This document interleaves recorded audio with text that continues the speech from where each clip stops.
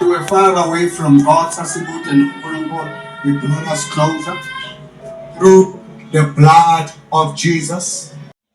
Hey guys, while Pastor Mboro is out there playing with the cross and blaspheming um, the Lord and actually being so ignorant with what he's doing, I thought I would share a video with you guys that actually details what Jesus actually went through on the cross.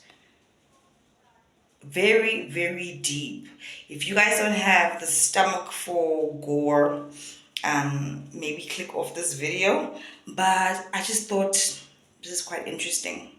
While Mboro is busy playing games, being Beyonce.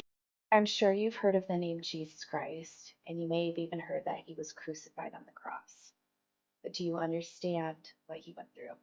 I have a background in the medical field, so today I want to dive a little deeper into the medical aspect of Jesus' crucifixion. Here is your trigger warning to keep scrolling if you cannot handle this kind of information.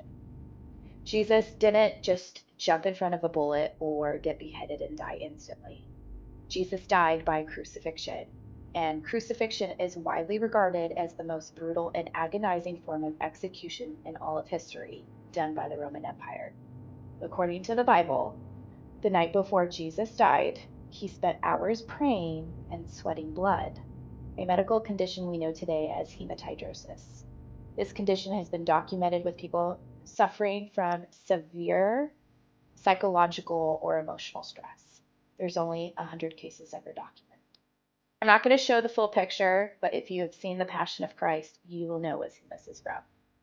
Before the actual crucifixion, the person was often subjected to scourging or flogging. This was done using a whip which had multiple leather thongs embedded with sharp objects like metal or bone. This punishment would cause severe bleeding, lacerations, and even shock, weakening the person significantly before the crucifixion itself. The embedded objects in the whip would dig deeper into layers of flesh, tearing muscles and exposing underlying tissue and sometimes bone. It will be a miracle if I can make it through this video without crying. Roman scourging had no such limit and was known for its brutality.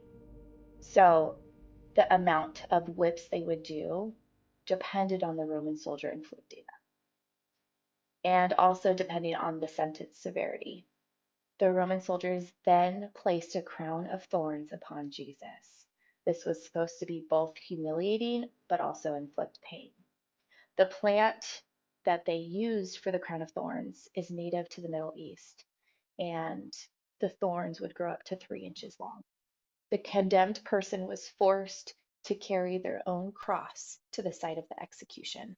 The crucifixion itself involved nailing the person to the cross. The nails used by the Romans were 7 inches long and half an inch in diameter. They were driven in the hands or in the wrist or in the feet or ankles. Jesus was positioned in a way that the way his body was suspended, his torso was being pulled down by gravity. This caused significant strain on the arms, the shoulders, the chest, and leading to excruciating pain. If you have any medical knowledge, this is the part that gets me. The way that his body hung on the cross made it very difficult for him to breathe. The way that he hung forced himself in an inhale position. The diaphragm and muscles around the chest were stretched. Jesus could inhale, but exhaling was very difficult. He had to use his legs to push up to expel the air.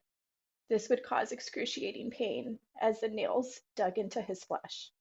Every time he needed to take a breath, he would have to push up to relieve the pressure on his diaphragm and expel the air, and then lower his body back down, which then would again restrict his breathing.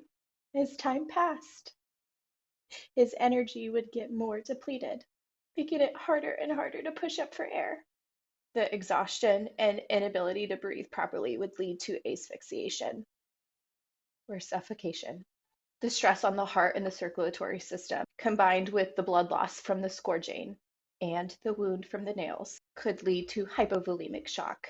Blood volume drops drastically, affecting the vital organ function. The heart would have to work harder to pump blood, but eventually it would be overwhelmed by the shock and the lack of oxygenated blood.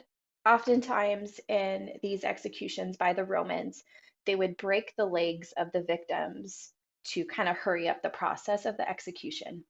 But they didn't do this with Jesus. A Roman soldier actually saw that he was already dead. So what he did was he took a spear and pierced his side.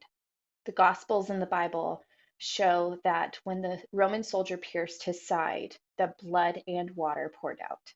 This can be medically interpreted that Jesus died from cardiac rupture or pericardial effusion, which is fluid buildup around the heart.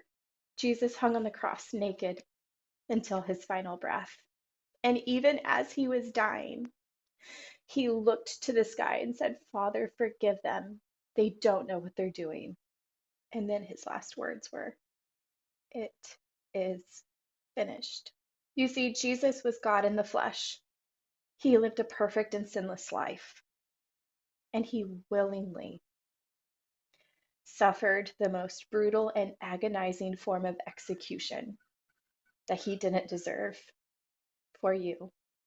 Everything he went through was for us, so that we could have a relationship with him and spend all of eternity in heaven. Don't ever forget what Jesus did on the cross and the fact that he did it because he loves you.